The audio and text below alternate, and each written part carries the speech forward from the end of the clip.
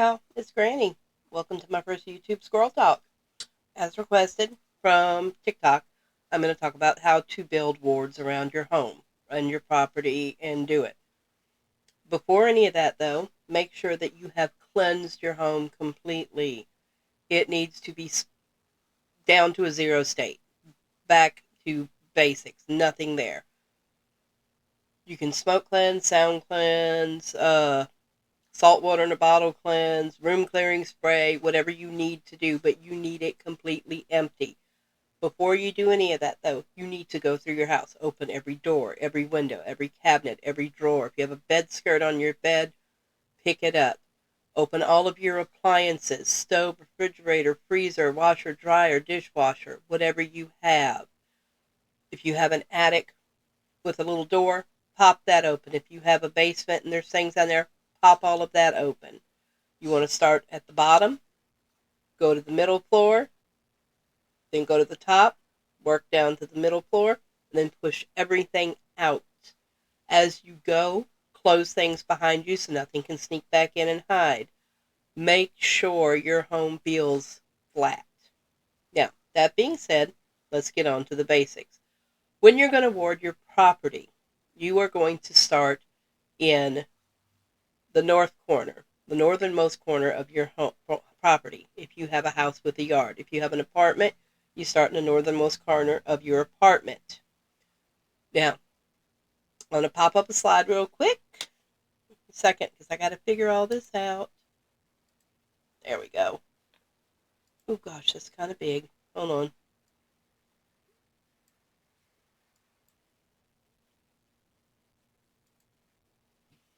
Oh, and I can't move it, of course. Anywho, northernmost corner would be here.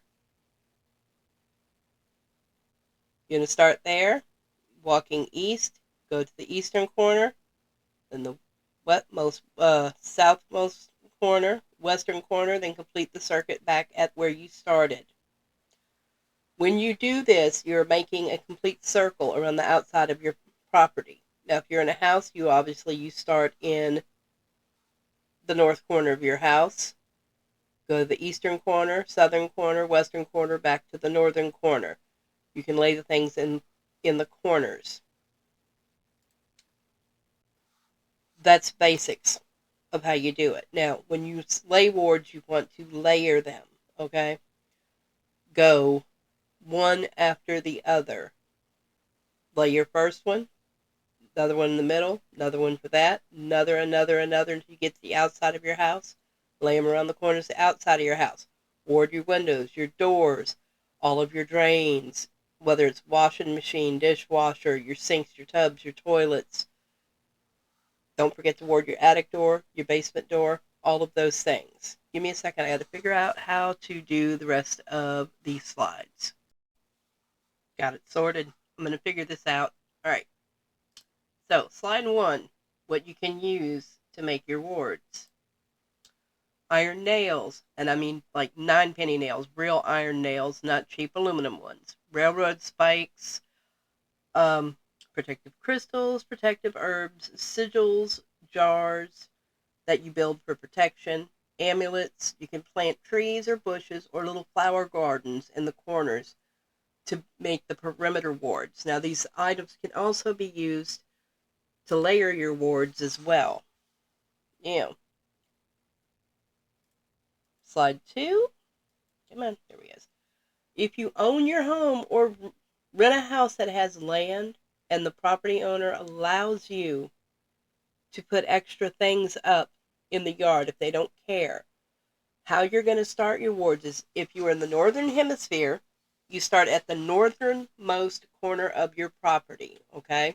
If you're in the southern hemisphere, you start at the southernmost corner of your property. You do each corner in order. Northern hemisphere, you do north, east, south, west, then back to north.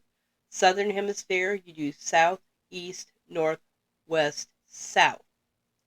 You have to always complete the circuit. If you don't, you're leaving one whole side of your property wide open, okay? Finish at the corner that you started at. When you place your wards, you want to make sure they're at least 6 inches down in the ground. That way they're not disturbed. They're deep enough to where nothing's going to dig them up. Nobody's going to come by and dig them up or anything. And when you set them, tie them to the energy of your land so that they always stay charged. This is what I've always done my entire life. Every place I have ever lived that I was able to set property wards, and I have never had them fail. Now, when you're laying your layers, same process. Northern hemisphere, northeast, southwest, north. Southern hemisphere, southeast, north, west, south. Finish at the corner you start at and just keep bringing them in about until you're done. Now, if you rent or own, rent an apartment or a home with no land, you start in the corners of your unit. Northern hemisphere, same process. North, east, south, west, north. Southern hemisphere, south, east, north, west, south. Then make sure that you lay it in the outermost corner in that direction of your property. If you have carpet that pulls up, you can tuck it in the corner, great. If you don't, lay it on the ground in that corner, put something in front of it so nobody moves it or it doesn't get disturbed. You'll need to refresh these though because they're not tied to the land, and I recommend doing it at least once a month. You have to do that. If you don't do that, they're going to fail. Now, if you use a live potted plant as your ward, you have to tend to the plant, and yes, you can do that. You can set a plant in each one of these corners to act as a living ward, but tend your plant because their health is going to help reflect the health of your ward. As long as you keep the plant healthy and happy, it is going to maintain that ward. Now, do not, under any circumstances, talk about your protections or how you build them or anything. If you tell people how you build your wards, they can get through them. This goes for your personal protections and shielding as well. Just because they're your friend today doesn't mean they're going to be your friend tomorrow. A lot of people make this mistake and end up the worse for it. You should also layer your wards. Don't just do the property line like I was talking about before. You set the wards every so many feet, whether you want to do it every 3 feet, every 5 feet, every 6 feet, depending on how big your property is. If you've got a huge property, you can layer them a little further out. If you have a smaller property, layer them closer together. You want to build it to where it's like you have a mini layered onion. The more you have, the better. It will keep you safer. Okay? Now, don't forget to set them around the perimeter of your home. Again, start that at north, east, south, west, north, or south, east, north, west, south, depending on which hemisphere you're in. You're also going to ward your windows, your doors, your drains, which means sink, tub, appliances, toilets, etc., your vents over the oven and in the bathrooms, your attic and basement doors and hatches, everything. Do not leave an opening unwarded. Also remember to lock your windows and any other reflective surfaces that you have, like TVs or obsidian stones or spheres. Anything that can reflect an image is a potential weak point in your warding. If someone knows what they are doing, they can break straight through it and attack you. I know we don't like to think we'll be a victim of attack, but we know how toxic the witch community can be. Cover your butt, guys. Cover your butt. Be safe. Now, if you live in an apartment, ward your doors, windows, drains, etc. If you live in a shared space with roommates, is where it gets a little trickier.